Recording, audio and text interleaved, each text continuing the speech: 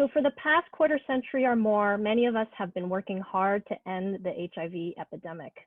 Now we are grappling with the overlay of the COVID-19 pandemic on top of it all.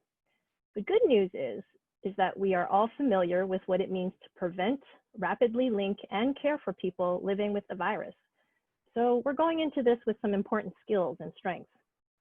During this 30-minute session, we will discuss the harm reduction strategy of using face masks or face coverings to prevent COVID-19 transmission. This is a critical strategy for us as we figure out how to more safely provide services and engage with community members in the course of our work and our everyday lives. Somehow, the simple and low-cost intervention of wearing face masks has been confusing and politically charged, especially in the United States. How many of you have been confused about masks? Feel free to share your responses in the chat box. And when we do questions and answers, since there's a small number of us, feel free to also unmute at that point. But for now, chat box would be great. So early on, I was also quite confused. I followed and communicated WHO and CDC guidance around reserving masks for healthcare workers and recommending that community members maintain distance and not wear masks. Then I started wondering, why masks only in healthcare settings and not community settings? And this was especially true when I talked to my family in Asia, where masks are worn in public by almost everyone. And there are community cloth masks that don't take masks away from healthcare workers. And people had been taught to do this by previous deadly outbreaks of SARS-1, MERS, and influenza. Wearing face masks is seen as an important tool to protect the community and is more culturally accepted and common there. Then I saw cases surge and devastate communities in Italy, Spain, New York, and you know the rest of the story. These are the places where people didn't wear masks early on. And this prompted me to dig into the research around prevention strategies and face masks. So I'm going to share with you the science that I found out and also what I've learned during this time around making, carrying, and washing face masks. So I'm going to share some slides here. All right, can everybody see my slides? All right, cool. All right, so let's take a look now. We're going to give you the lowdown on masking up. Global COVID cases as of yesterday vary quite a lot by country, and they reflect the health policies instituted in each of these countries. And so you can see here, in this case, the dark red, this is from New York Times, this is rate of cases of COVID per population. So the countries in dark red, like the United States, Brazil, Russia, have quite a bit of COVID, 1 in 333 people. And then it's followed by those countries in orange, then light orange, and then kind of this yellowy beige. And when you look at the countries that had early requirements or just commonplace practices of universal face masking, you can see the correlation quite clearly there. So these are the countries that had some kind of policy or just had some cultural practice around universal face masks early on, like in March or very early April. You can see most of these countries are actually the countries that have remained with low case rates of COVID. In addition, I started summarizing the different prevention strategies that I found. These are hundreds of studies. As many of you know, there's just been a proliferation of amazing research coming out and just being shared widely on the internet. So I started reading them and I needed a way to actually compile and make sense of it all. So what I found out is over time, I would actually categorize the strategy, the percent reduction in cases, deaths, hospitalization, or transmission rates. And then I would try to put them in order of the most impact to lesser impact. And you can see that face masks actually ended up first. So masking was number 1 with a reduction of 60 to 95%, followed by distancing, followed by eye protection, followed by hand hygiene, that's hand sanitizers and hand washing, and then followed by case isolation and contact tracing. So all of these things are important, but in combination, they're quite effective, and masking ended up being the most effective of each of these interventions. And thankfully, it's actually pretty low cost and easy to access. And in addition, the business world has actually done the math too, and now they endorse mask mandates. A study by Goldman Sachs actually showed that a national mask mandate in the United States would save the US economy $1 trillion. So it has quite a bit of impact. So if saving lives is not your thing, saving money might be. So here's the science behind why face masks are actually quite effective. Number one is that we now know that people without symptoms can spread COVID-19. Number two, COVID-19 is transmitted by respiratory droplets, which, number three, face coverings can effectively block, especially as source control, so blocking it from coming out. And even homemade masks can block a fair number of them coming in as well. So let's dig into the science a little deeper. So reason number one, a substantial number of people with COVID-19 do not have symptoms when they transmit it. And this is up to 88% in certain cohorts in the United States. The first glimpse we had of this was with the Diamond Princess cruise ship. Do you all remember that one? That one wasn't the one that docked outside of Oakland, but this is the one that docked at Yokohama Harbor in Japan in February. So it was one of the early cruise ships that had an outbreak. And it ended up that 712 people, they tested everybody, 712 people on board, which is 19%, had COVID-19 by the time they disembarked. And 46.5% of those had no symptoms at all when they were tested. And they estimate that about 18% of them never developed symptoms. Now, in subsequent cohorts that were done in different populations around the United States, there were basically up to 88% of people tested in like population cohorts that were asymptomatic, so no symptoms at the time of testing. That included people who were pre-symptomatic, and those are the people often with the highest viral loads 1 to 3 days before they develop symptoms. We think that a lot of the transmissions come from those folks because they don't know that they're sick, and yet their viral loads are quite high. And then there's about 44% of people who might remain totally without symptoms. So it's a lot. And it's unlike other respiratory viruses like SARS-1, where people were symptomatic at the time that they were most transmissible. So if you go to a restaurant like this, who should be wearing a mask? Who do you think should be wearing a mask? Do we know who has COVID-19 or who might? They may not know it themselves, right? If they remain asymptomatic. So everybody needs to be wearing masks in that scene or in this scene, which might be more commonly seen, which is that basically some people are masked and some people are not. And really what you want is everybody masked. And if you're eating or drinking, that you want to actually remain distanced, right? Number two, COVID-19 transmission is primarily by respiratory droplets. And a study that just came out and made a big splash with the WHO is that microdroplets can also become airborne for many minutes, especially in poorly ventilated indoor spaces. So this is important because the COVID-19 or the SARS-CoV-2 virus, the particle itself is quite small. It's a viral particle. It's a big viral particle, but it's still 0.1 microns, which is small. However, the way that it's transmitted is in respiratory droplets, which are about 100 times bigger. And that is why a homemade mask can still block these respiratory droplets. There are also microdroplets that are like 5 to 10 microns, and those can actually carry further out. So let's take a look at that. Here is an illustration from Atul Gawande's recent article in the New Yorker. And on top, you can see that in this study, respiratory droplets, when you're just talking, they're heavy enough and they're big enough that they drop at about 1 to 2 meters, which is about 3 to 6 feet. However, at the bottom image, in the bottom image, you can see that with a cough or a sneeze, the larger droplets will fall within 3 to 6 feet, but then the smaller micro droplets actually remain airborne and they can travel 12 to 30 feet. And in a poorly ventilated room, that means it's kind of hanging out in the air and traveling across the room. So this is why you want to block that from coming out to begin with. Let's take a closer look. So here is a sneeze. At 3 feet, you can see just how many droplets. It's 40,000 droplets per second that comes out of a sneeze. And it's a lot if you're standing within 3 feet. And in fact, these droplets, the smaller ones that you see on here, can travel 30 feet. This is just with talking. So this video actually shows a recent study that was done at the NIH that uses a laser machine to highlight where the droplets are coming out with just talking. You can see that when the person covers it up with a paper towel, most of the droplets are actually blocked. And even with talking, that's 2,600 droplets per second that we're studying in this research project. And there are cases where you don't even need a special fancy research laser machine to see the droplets. as in this recent scene from Hamilton when it dropped on Friday. Pretty gross. I would probably want to wear full PPE in this show.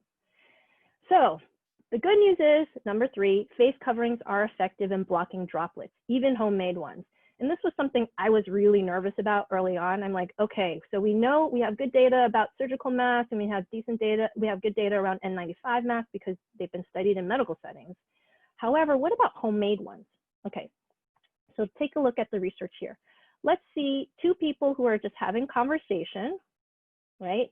And this is where it's really important to differentiate between source control and then inhalation control or filtration, right? So 2 people having a conversation, they're just respiratory droplets flying everywhere.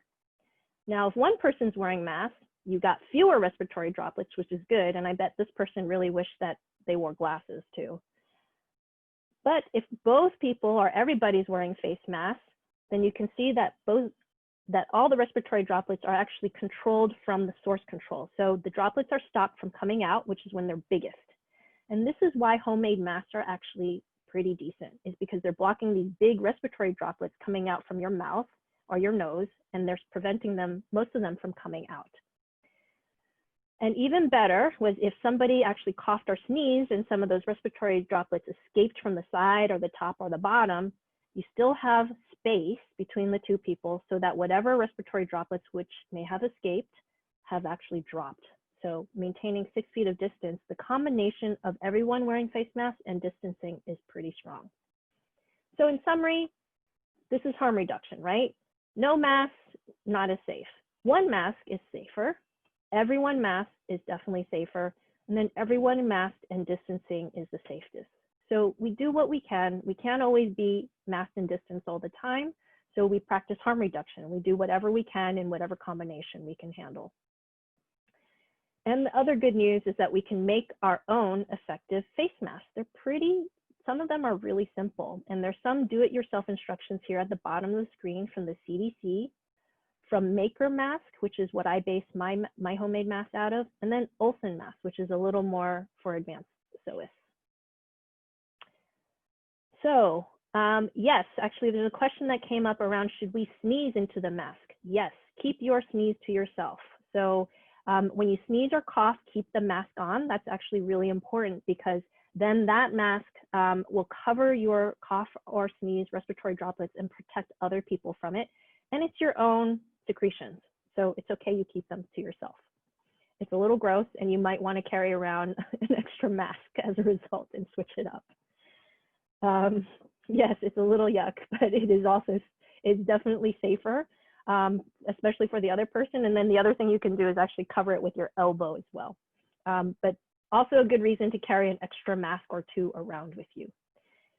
So let's take a look at the studies looking at the effectiveness of homemade mask types. And this was a really interesting study that just came out a couple weeks ago, where the researchers made a dummy, a mannequin that actually had a cough, and they set up a laser to actually look at the respiratory droplets that came out with the cough. And in this setting, they used the same pressure as a normal human cough. The uncovered cough traveled 8 feet. So you can see in this chart here, it traveled 8 feet. A bandana, so looking at a bandana, they actually used kind of a not very good bandana. It was just one layer of t-shirt fabric. And that traveled 3 feet 7 inches or 43 inches. And a lot of it escaped off the side and the bottom of the bandana. You know, it's not really fitted over your face. However, when you actually made a folded cotton handkerchief, so let's say you take a nice bandana like this batik, and you made a folded handkerchief over it like this, these instructions are actually on the CDC website, and then you made ear loops to cinch it around your face, you can see in the bottom left-hand picture here, that actually blocked a lot of the respiratory droplets, and it stopped the droplets, and they only went about 15 inches. So if you're distance, that's pretty good. It's just a little over a foot. Then they also studied a store-bought cone mask. So this is like a cheap, you know, this is like a hardware cone mask that you might get at Home Depot or CVS or Walgreens. And this type of cone mask stopped the droplets to 8 inches. So you can see in the middle picture where the leakage was through the front of the mask here. And then finally, a stitched cotton mask, which I'll show you the one that I made early on. This is 2 layers of cotton. and it's stitched together and has ear loops. So that mask actually did the best. It did better than the store-bought cone mask, and the respiratory droplets didn't travel more than 2.5 inches with a cough. So you can imagine normal conversation would be even better protection. Okay, so in addition, here's some easy homemade covering instructions from the CDC. So not terribly hard, 4 big steps. And the CDC has instructions for what did the best in that study, which is the homemade cotton stitched mask. Now let's look at some of the materials. This is a study looking at the filtering effectiveness of materials. So this is not just source control, and in fact, t-shirts, the cotton, the quilting cotton that I use to make that stitched cotton mask, those prevent about 90% or more of respiratory droplets from coming out. That's called source control. They're all really good for source control.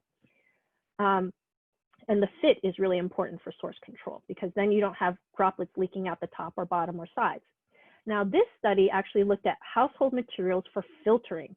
So that means how much stuff how much tiny things that you might inhale, like microdroplets or viral particles. And they went down to 1 micron, which is much smaller than most respiratory droplets, but it is bigger than the virus particle. And what they found is that, of course, N95s and surgical masks did quite well. They're made for this purpose, right? There are other things that did well, like HEPA filters and coffee filters, but those have chemicals that might be poisonous to us if inhaled. And also, coffee filters are not breathable. So what I did was I pulled out the recommended materials on the right-hand side here are things that I think are commonly found in households and are breathable, and they're effective at filtering out small particles. And the first one I want to highlight is a paper towel. So pretty good at filtration for small particles, but it's not very durable and it gets really yucky quickly, right? So what you could use it at is a single-use filter. So if you have a mask that has a pocket, like I made a pocket on this cotton one, you can actually take a single layer of paper towel and put it in as a filter for extra protection, and then get rid of it, throw it away when you're done with it. The other thing that was actually really effective that you might have around the house is an old bed sheet. So you want to use ones that are more densely woven, that are high thread count, 80 to 120 thread count. And then another thing that was used that was pretty good is a t-shirt, and they use 2 layers of a t-shirt. So you want to use like 2 layers of a t-shirt there. And the other material I want to highlight is polypropylene. Non-woven polypropylene is the type of material that is used in reusable grocery bags. And you might get them as grocery bags or conference bags or some kind of swag, right? If we were all at AIDS 2020, we'd get one of these. And you might have some of these lying around.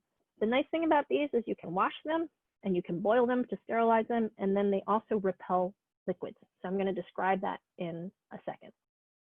So in summary, recommendations for materials, whether you're buying them and you're trying to choose which ones you want to purchase, or you're making them yourself, the #1 recommendation I have is choose something that you will wear. You want something comfortable enough to keep on your face, so you're not going to mess around with it. You don't want to touch it because, again, like I said, when you look at the images of people with respiratory droplets coming out, that's going to be on the outside surface of the mask, right? So you don't want to fuss around with it. You don't want to touch the surface of your mask. So you want something comfortable. The other thing is you might want something that you really enjoy looking at. So, for example, my kid wanted like these special fun fabrics. So, you want something fun that you're happy with, that you want to wear, that's comfortable. And then if you're choosing strictly based on like scientific properties of materials, I would recommend the non-woven polypropylene on the outside to repel the droplets, and then a tightly woven cotton on the inside to absorb your own droplets. And then if you're using a filter, you can use the paper towels or a layer of the non-woven polypropylene. So I'm going to stop sharing now and do some demos. I'm going to show, all right, so I'm going to show you some of the properties of the materials and then how I make my mask. So if you look at this, this is a layer of the non-woven polypropylene. I know this is kind of a weird material because it's not really shown in the media, but when I was researching the best materials to make my family's mask out of, this is what I found out, and this is what I'm actually using. So this, again, these are like these conference bags or grocery bags that you might have around the house, like these. And then I cut a single layer of them. And what I want to show you here is what happens when you have droplets get on them. So here's some water. I'm going to spray it on here. You see these droplets? So they're not actually getting absorbed into the material. You see that?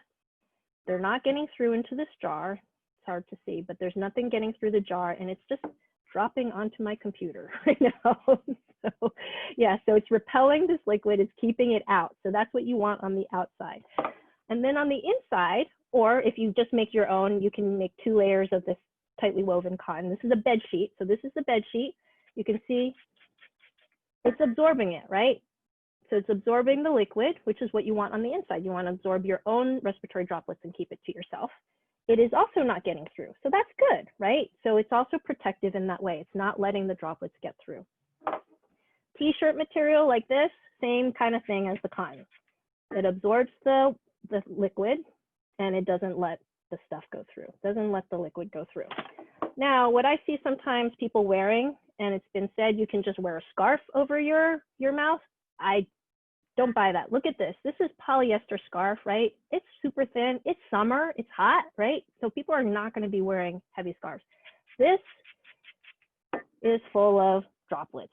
I don't know if you can see this, but all these little tiny droplets are now covering the inside of this jar. So you don't want to wear stuff like this, right? It's too porous. So when I'm making my own mask, let me show you what I have. I use 2 layers of the non-woven polypropylene. And if you want to make a super strong one, I recommend 2 layers of non-woven polypropylene, like a thick layer on the outside, a thinner. I use kind of a thinner bag that I had like this. You can also use crafting polypropylene. And the inside is a cotton layer. And I use this batik, which is pretty tightly woven. So I use these 3 layers. If you only have 2, you can do this and this, or 2 layers of cotton. I cut them out. I use the maker mask pattern. I cut them out into rectangles, and then I sew them all together. So all 4 sides, I sew them together so they're holding together. For ear loops, I use shoelaces. So these are shoelaces I cut up. These are all materials that I just had around our house. And early on, I didn't have to buy anything. And then these, I basically sew into the seams of it. So then I sew the seams, I sew the ear loops in. And for the nose piece, and that's really important because you want it to fit over your face, right? The bridge of your nose and your cheeks. What I do is I took one of my kids' arts and crafts pipe cleaners like this. I folded it in half and I twisted it. So there it is twisted. And then I sew it into the top of the mask. So once I have all of this put together, I'll show you the mask that I made out of the same materials. This is the mask. You can see the ear loops are here. I sew them together, and then I actually make the pleats after that. So I'm just going to show you what this looks like. I put it on my face like this, and then I fit it. So if you're making your own mask, what the nice thing is you can actually fit it for your own face. And I put the pleats where my face curves. Now, if you're just making it or you're just buying some, you want to make sure you got pleats so that it actually can curve and fit over your face. Okay, so you see that? The non-woven polypropylene on the outside, the cotton on the inside. And when I put it on, so I'm going to show you how I put it on. I use hand sanitizer before I put it on, make sure my hands are clean. I take them by the ear loops and I put it over my ears first. And then I just take my fingertips and fit over this, this top part so that the pipe cleaner or whatever metal bar that's in there is fitted over my bridge. And there's no gaps, which is really important if you're wearing glasses because you don't want it to fog up. And then on the cheek side, I want to make sure there's a pretty good fit, and I'll adjust the loops if it's not. And then on the bottom side, I want to make sure it's under my chin, right? Because that way your respiratory droplets will fall towards you instead of the other person. Then when I'm ready to take it off, I use the hand sanitizer again. And then when I get home, what I have is I have a paper bag or a cardboard box at the front of my house. And I take it off using just the loops only. So when I come home, I take it off like this and try not to take my glasses off. So it's like this, and then I drop it into the bag. And when I'm ready to run a laundry load, I basically throw it into the laundry with regular laundry detergent, and I run it on the hot cycle. So coronavirus is killed at 120 degrees Fahrenheit. Most hot cycles are around 120 to 140 degrees Fahrenheit. and then I put it into the dryer and run it on the hot cycle of the dryer. Or the other way you can sanitize is by hanging it out in the bright sunlight and have it dry in the sunlight. So that's how I take care of it. And the other thing is, if you want to be super duper careful, you can actually boil cotton and non-woven polypropylene for 10 minutes, and then you actually sterilize it.